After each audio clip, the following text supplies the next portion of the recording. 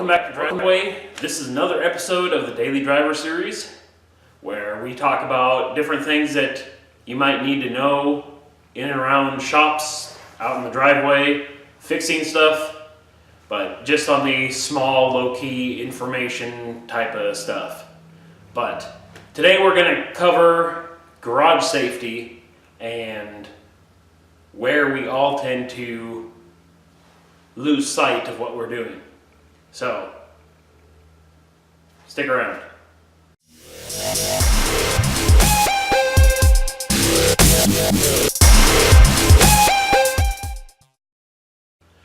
Alright, so I hope everyone's having a good day. It's Monday. We're talking about shop safety and different things that you need to keep an eye out for. And the reason that this all came to be is, take a look down here. While I was grinding one of the tubes for the roll cage, my shirt caught on fire. So if you're wondering what that kind of looks like, here's kind of a reenactment. Come back here. But something looks wrong. I mean, he's running around like he's on fire. Oh my God, help me, I don't want to die. Oh, stop, drop, and roll. You're not on fire, Ricky Bobby. I'm on fire. You're not on fire. But anyways, when the shirt caught on fire, it was a little bit of a surprise since I only wear cotton shirts, which don't go into flames very easily. But apparently, I wasn't too careful when I chose my shirt in the morning, and I picked up one that had been previously worn doing like a oil change. So it had a little bit of oil on the fabric, which that combusted and created the fire, and I had to quickly throw that shirt off and beat it against the ground and stomp on it. And luckily I didn't get any burns except for a little hair on my arm. So, survived that one, but I knew a kid in high school that was grinding at the grinding wheel, and he was wearing one of those, athletic shirts, and when that went up, it melted all over the place, and he had skin grafts all over his back, and yeah, it looked like a complete disaster. But, that's what got me on this topic, so let's get into more safety stuff.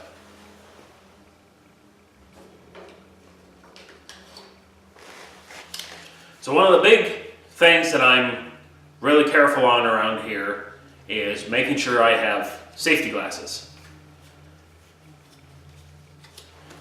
It's like it only takes a couple times with crap getting really close to your eyes that you realize these are very cheap insurance and you should keep them around.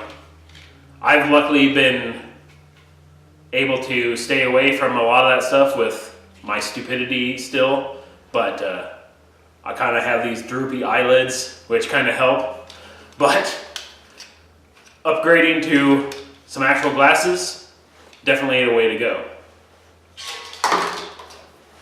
Now, a lot of other times you'll see me doing strange stuff like grinding in shorts, welding in shorts, and short sleeves, but what you're not quite seeing is I'm keeping an active thought that I have those going on, so I'm actually keeping those bare legs away from the live sparks.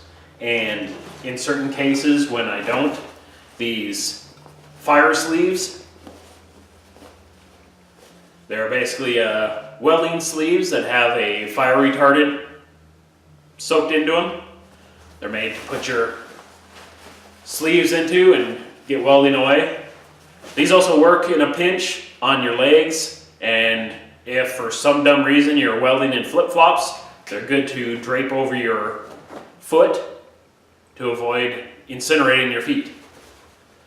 It's like you don't see a lot of that in the videos because I cut out a lot of the stupidity because I don't want anyone trying to follow suit, and my stupidity is my problem. But anyways, the other thing you're going to need is gloves. Now I have a bunch of different gloves that I use. Here's some simple thin stuff. This kind of has a stretchy nylon backing. These are good for essentially like your mechanic's gloves. So when it's cold outside, good to grip wrenches and rotate bolts, move sheet metal, that type of stuff. This isn't the most resilient leather palm, but it sure protects your hands and keeps from big gouges. And the next one I have are kind of these very similar, but this an insulated for even more cold weather wrenching when these thinner gloves just won't quite cut it. And then for the heavy stuff, you need to upgrade to these big old leather welding gloves. These have very little movement in them, and doesn't have very good grip. Kind of a pain to do stuff, but when you're dealing with high temperature stuff, like even the forge and that type of junk that I've messed around with, you'll want a pair of these. The other thing that I need to start getting myself into is when I'm doing a lot of this shop, dusty, grinding, that type of stuff, I need to start making sure I have those little face masks just to kind of keep that on the low down there. What I want to do is irritate your lungs as you start getting older. So I do have the big rubber respirator thing for like painting and the drywall dust in the house, some of the heavy duty stuff, but that gets really heavy and difficult to move around in tight spaces. So I tend to just ignore it altogether. So I need to make sure I have some of those little white fiberglass things, even though they kind of suck and itch a little bit. Probably better than hacking up a lung. All right, and then probably one of the last things that you need to make sure you invest in are jack stands. There are so many videos on YouTube that I see someone with a standard jacking up a vehicle, and then they're doing brakes or changing a tie rod end, and they have both of their legs underneath the wheel. Now I don't know about anyone else, but I have seen the wheeled floor jacks tip over.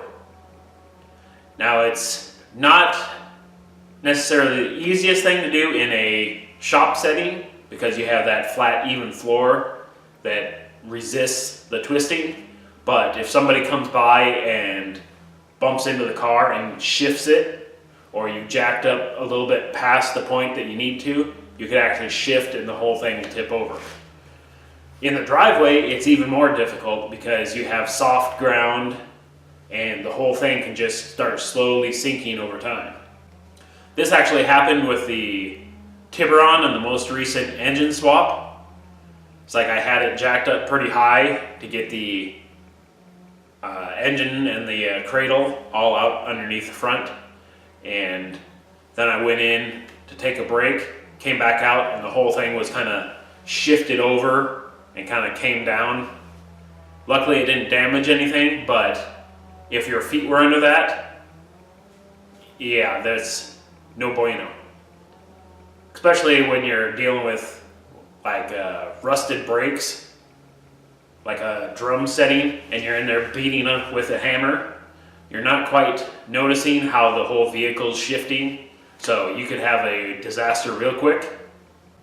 It's like another spooky story that I had is when I was working on the big blue Ford pickup truck that you might occasionally see that's parked outside right now. I was welding the underside of the box while the box was held to the ceiling rafters with straps, and I wasn't paying attention, and I was welding close to where the straps were. All the while I was sitting on a little step stool underneath it. So I was underneath the box, welding away. Then when I got up and went away to the moment I got out from underneath it, the one in the box suddenly dropped and smashed that step stool that I was sitting on. So that could have been another disaster, and I'm gonna have to make sure in the future not to do really stupid stuff. That was in my younger years when you think you're completely invincible and you do whatever dumb stuff you feel like. That's the basic rundown of safety stuff. If you do a lot of noisy things, like dealing with an air hammer, and some people, the grinder actually wears on their ears a little bit, make sure to have a set of earmuffs around. That's always good to protect your ears, because ears and eyes, you only have the set that you got, so you got to take care of them. So anyways, thanks for sticking around for my quick little rant here, and hopefully you'll have a great rest of the day, and I will see you guys later.